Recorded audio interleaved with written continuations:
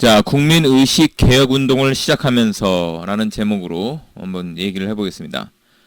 자, 지금 부정선거가 한창 이슈인데 왜 느닷없이 뜬금없이 우익 사상이냐 이렇게 착각할 수도 있는데, 아무래도 이 우한 갤러리 1배 등의 글을 올렸음에도 불구하고 참여나 성원이 극히 저조한 게 혹시 그래서 그럴 수도 있어요. 그러니까 이제 이것과 부정선거가 무슨 상관이 있어, 이런 느낌이죠. 그러나 급할수록 돌아간다는 말이 있지 않습니까? 근본적인 것이 해결이 안 됐는데 부정선거 외친다고 어찌 누가 거들떠나 보겠냐 이거죠. 그래서 근본적인 정신 자체가 깨어있지 않은데 어떻게 시민의식이 갑자기 각성해가지고 부정선거 척결하자 이런 식으로 급 진전할 수가 없다 이거죠. 그래서 부정선거를 아무리 외쳐도 눈길 하나 주지 않고 지나쳐버리는 근본 이유를 알아야 됩니다. 그건 바로 방금도 얘기했듯이 시민들의 의식이 깨어있지 못하기 때문이죠. 고로 근본적인 것을 해결하지 않고는 부정선거 운동은 절대로 성공할 수가 없어요. 그래서 의식개혁, 계몽운동이 필수인 겁니다.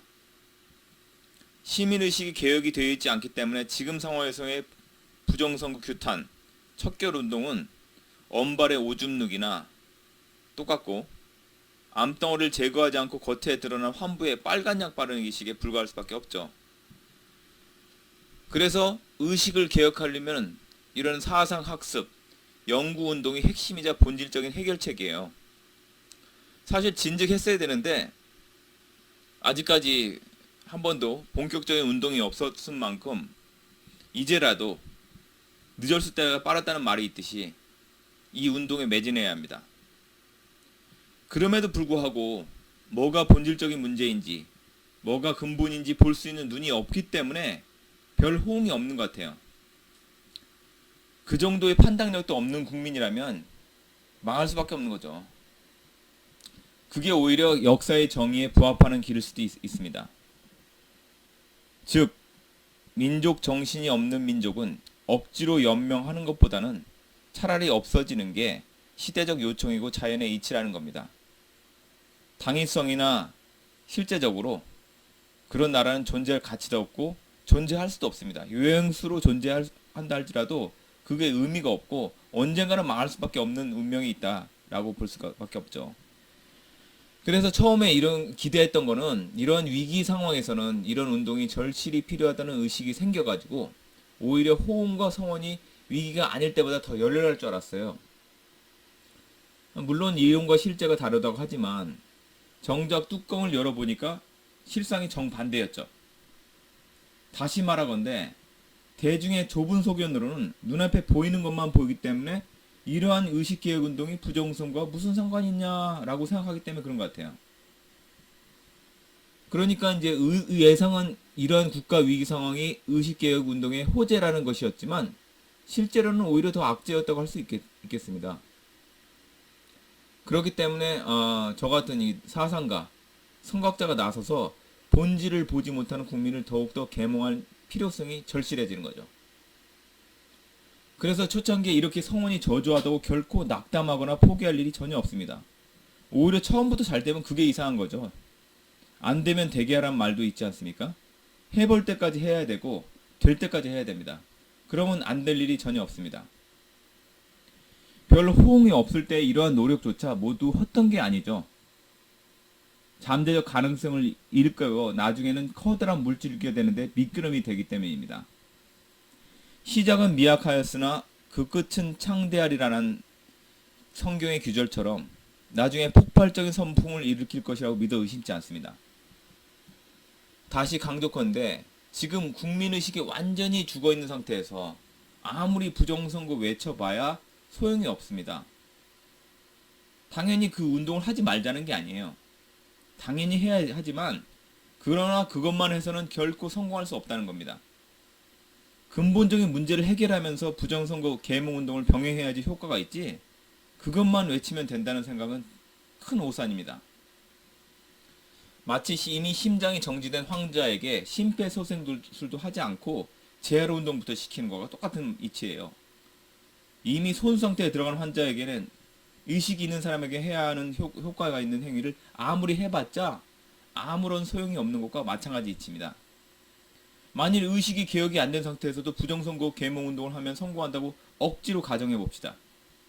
그건 마치 근본이 없는데도 개혁이 된다고 하는 억측이에요. 토대가 없이 집을 지을 수 있고 설사 억지로 위로 올렸다고 해도 모래성처럼 바로 와르르 무너지는 것이 그 같은 이치입니다. 기초가 탄탄해야 된다는 겁니다. 바로 그게 의식개혁운동입니다. 그 사람들 그렇게 느꼈을 거 아니에요. 자기가 부정선거를 아무리 외쳐도 눈길 한 번 안 주고 사람들이 지나치는데 너무 섭섭하다. 왜 이렇게 사람들이 무심할까? 근데 그때 느낀 심정과 이렇게 의식개혁운동을 외치는데 성원이 없을 때 느끼는 심정은 마찬가지예요. 그래서 그런 무심한 시민을 욕할 자격이 없는 거죠. 왜냐면은 본인도 똑같으니까요. 그러니까 부정선거 척결을 외치는 청년이 이런 의식개혁운동에 동참할 동기를 못 느낀다면 그 청년 자체가 의식이 깨어있지 않는 거죠. 그런데 어떻게 시민들의 의식을 깨울 수 있겠습니까? 자신부터 의식이 깨어있어야 되는 거죠. 다시 말하건대 근본적인 의식을 개혁하지 않고는 부정선거 척결운동은 절대로 국민적 호응을 이끌어낼 수 없습니다. 만일 그러한 요행수를 바란다면 그건 역시 원인 없는 결과를 바라는 것과 마찬가지예요. 그게 바로 부당 이득을 바라는 심리이므로 그게 공산주의 마인드입니다. 대가를 치르지 않고 요행수의 결과물을 바라는 게 바로 공산주의적 심리입니다. 그런데 이렇게 생각해 볼 수 있을 것 같아요. 그 우한갤러리나 이런 일베 같은 게시판에 올리는 거는 하나의 사회적 실험이라고 생각할 수 있을 것 같아요. 그러니까 이런 운동에 대해서 대중이나 특히 청년들이 어떠한 반응을 보이는가에 대한 실험이죠. 그런데 반응이 극히 미미해요. 근데 이런 반응이 미미하다는 사실이 보여주는 의의는 홍콩의 청년들처럼 대한민국의 청년들은 의식이 전혀 깨어있지 못하다는 거예요. 만일 동일한 그 자극제, 스티멀라이라고 하죠. 스티멀러스. 그 심리 실험에서 쓰는 용어인데 이런 자극제를 딱 투여했는데 홍콩 젊은이들한테 보였다면은 똑같은 자극임에도 불구하고 반응은 판이하게 달랐을 것이라고 확실합니다. 왜냐하면 그들은 자유의 가치, 소중함을 몸소 체험하여 뼈저리게 피부로 느끼고 있기 때문이죠. 그러나 한국의 청년들은 입으로는 시민 계몽, 부정척결을 외치지만 정신은 그와 정반대로 완전히 죽어있는 혼수 상태라고 진단이 되는 거죠. 다시 말하건대 이런 상황이라고 절대로 실망하거나 좌절할 이유가 없습니다. 이 정도까지라고는 예상을 안 했더라도 이미 국민 의식 수준에 대한 예상은 수없이 해왔기 때문에 전혀 놀랄 일이 없어요. 어쩌면 당연한 결과, 예견된 결과라고 할 수 있죠. 그래서 제가 언어학자로서 만들어낸 언어학 이론이 있는데 바로 Language as Incomplete Cue라는 것입니다. 그러니까 언어는 불완전한 큐다. 우리 큐 사인 준다고 그러죠. 큐는 어떤 일리시트, 이끌어내기 위한 하나의 단서, 리드 같은 건데 혹은 자극제라고 할 수도 있고요. 근데 언어 자체는 불완전한 거예요. 이론의 의미는 언어는 불완전하기 때문에 그 불완전성은 배경 지식이나 맥락적 전제가 그 불완전한 부분을 메꿔준다는 거예요. 그런데 이 상황에서는 언어 자체는 홍보의 언어는 불완전한 건데 그거를 100% 이해하지 못하는 거는 한국의 청년들은 이런 전제인 의식 개혁이 전제되어 있지 않다 이거예요. 당연히 이런 운동을 보고도 왜 필요한지 전혀 사전적인 이해가 없기 때문에 반응이 이렇게 나올 수밖에 없는 거죠. 자, 그럴수록 왜 이게 중요한지 읽게야 할 필요성이 더 강렬해집니다. 사전 시장 조사에서도 시장의 반응이 신통치 않을 때 그 원인을 분석하여 그걸 중점적으로 공략하는 것과 같은 이치예요. 아무리 중요하고 가치 있는 일이 있더라도 대중이 이게 왜 필요해? 이렇게 얘기하면서 이렇게 생각하면서 그 중요성과 가치를 이해하고 따라할 만한 수준이 안 될 때 그런 대중 역시 계몽의 대상인 거죠. 심지어 그나마 한둘 호응하여 참여하려고 했던 사람들조차도 이게 어떤 의미인지를 이해하는 게 아니라 단순히 이게 이론 공부인가 보다 라는 걸 호기심에서 반응을 보인 것 뿐이지 더 큰 그림을 전혀 보지 못하고 있다는 거예요. 그러니까 마찬가지라는 거죠. 그게 실정입니다. 이런 처참한 상황에서 두 갈래 길이 남아있는데, 하나는 뭐냐면 더 열심히 계몽운동을 다각도로 전개할 것인가, 아니면 이러한 한국의 국민, 특히 청년은 전혀 가망이 없기 때문에 그냥 무시하고 버려버리자, 이런 결론. 요 두 가지예요. 만약에 후자를 선택한다면 자칭 우익 보수라고 하지만 실제로는 우익 사상을 전혀 모르는 무늬만 우익은 좌익에게 사장전에서 완패하여 지금까지 그랬듯이 잡아먹히는 일밖에 안 남은 거예요. 우익은커녕 좌익의 해체조차 설득할 역량이 전혀 안 되는 거죠.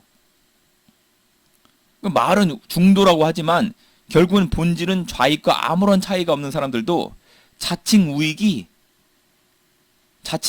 사람들이 중요한 사상 문제에 있어서 아무런 설명도 못할 때 우익에 대한 왜곡된 이미지가 생기기 때문에 원래 그랬듯이 실망하여서 외면하기 마련이죠. 자, 이러한 사상적 부재는 사실은 어디서 출발하느냐? 한국 교육의 고질적인 문제점 때문에 그래요. 그러니까 공부하는 방법, 책 읽는 방법을 전혀 알려주지 않은 한국 교육에 그 근본적인 원인이 있어요. 평소에 제대로 공부를 해본 적이 없는 한국 학생들에게 갑자기 공부를 하자 이렇게 얘기를 하면 멀미부터 하는 게 당연한 거죠. 공부도 아닌 억지 노동을 지금까지 강요해서 공부라는 말만 들어도 소스라치게 거부감을 느끼는 거예요. 공부를 좋아하게 만들기는커녕 공부를 혐오하게 만들었기 때문이죠. 그러나 그 혐오의 대상은 실상 공부가 아니었어요. 그렇기 때문에 진짜 공부는 재미있는 것이라는 것을 알려줄 필요가 있어요. 제대로 된 공부를 평소에 해보지 않았기 때문에 처음 경험하는 거기 때문에 이를 안내해줄 좋은 멘토가 필요해요. 물론 그 멘토는 교육과 학식 모든 면에서 탁월한 자질을 갖춰야 되죠. 그래서 제가 그 일을 해보고자 하는 겁니다. 평소에 제대로 된 공부와 학습을 해본 적이 없는 그런 사람, 생각하는 능력이, 그래서 생각하는 능력, 비판하는 능력, 토론하는 능력이 전혀 그 자체가 없기 때문에 이런 학습의 필요성조차 못 느끼고 매력을 못 느끼는 대중에 대해서 유인을 제공해야 돼요. 그 중요성을 볼 수 있도록 지속적으로 일깨우는 활동이 필수적이에요.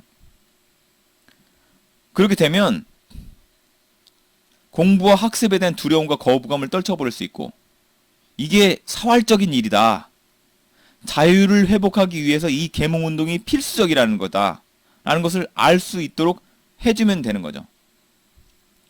자, 낙숫물이 바위를 뚫듯이 미약한 노력이라도 꾸준히 하면은 그 결과는 엄청날 수 있어요.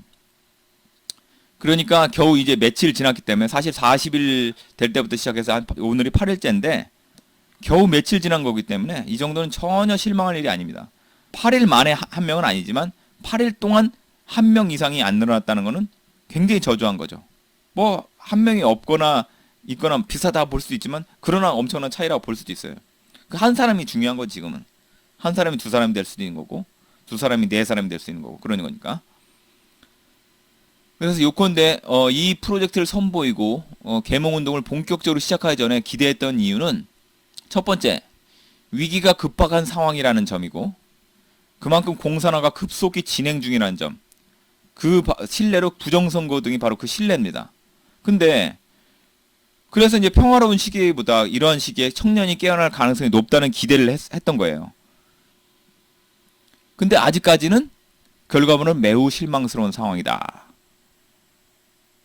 자, 그래서 앞으로 텔레그램을 통해 책이나 교육 관련 활동도 진행하면서 소통할 예정입니다.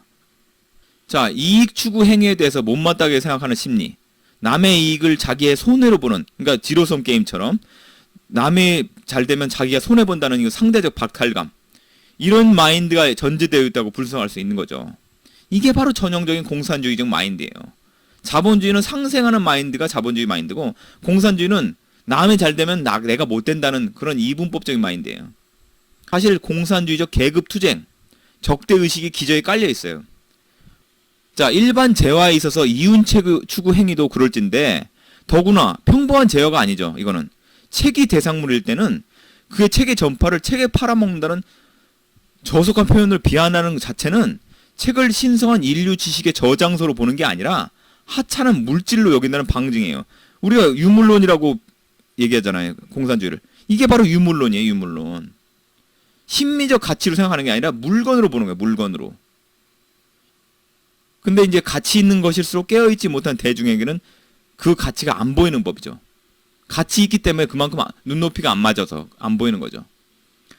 그러니까 요컨대 일반 재화의 매매, 거래 행위에 대한 저주, 증오, 혐오감은 공산주의적 마인드의 전형이라고 할 수 있고, 더구나 책이라는 재화는 다른 일반 재화에 달리 무형의 가치, 즉 지식, 지혜를 담고 있어서 의식 계몽의 매개체 역할을 하기 때문에 일반 재화보다 특별하게 취급하고 더 고귀하게 여겨야 되는데, 그런 경외심을 갖기는커녕 그 매매 행위에 대한 것은 지식 전파라고 봐야 되는데, 이건 뭐 매매가 아니죠. 사실은 이건 투자를 받는 거지 매매하는 게 아닌데, 그럼에도 불구하고 그 지식에 대한 경외심도 없을 뿐더러 이윤 추구 행위 자체를 본인은 처음에 지금까지 생각했던 왔던 것이 이윤 추구 행위 자체를 증오하고 있다는 거예요.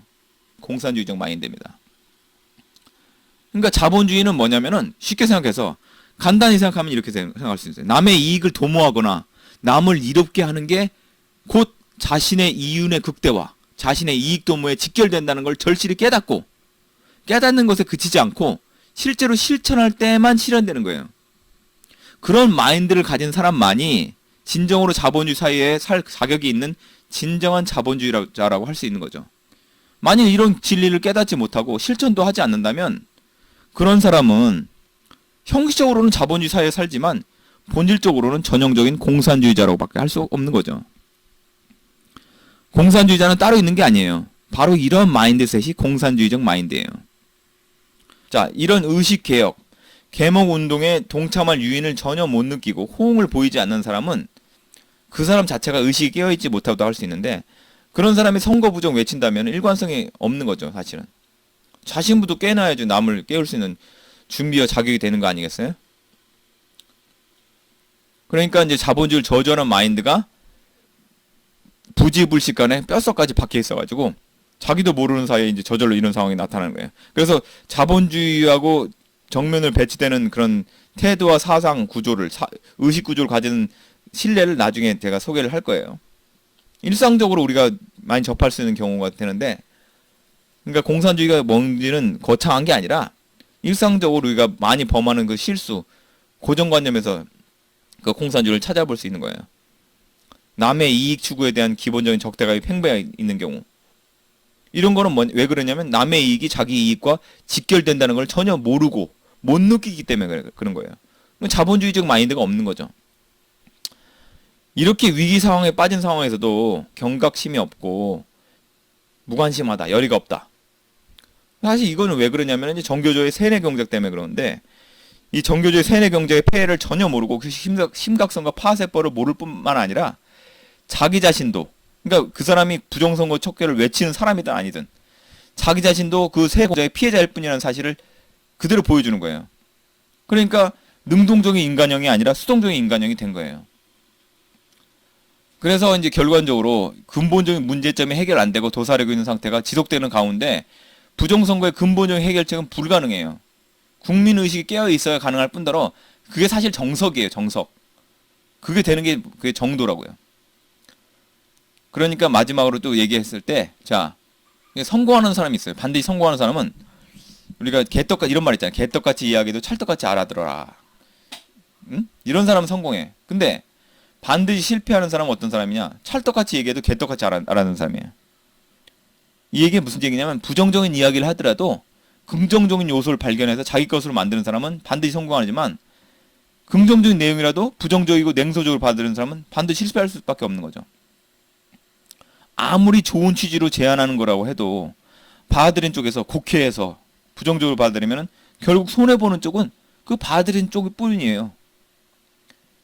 이게 이제 투자 프로젝터 연계해서 소개하는 거는 물론 홍보의 의미가 없다고는 할 수 없지만 어떤 취지로 이 프로젝트가 돼 있고 사상가가 누구이고 이런 걸 안내하고 이해시키기 위함인데 그걸 이해관계로만 보면 좀 곤란해요. 그러니까 투자는 안 해도 무방하니까 스터디 모임이나 활성화하자 이겁니다.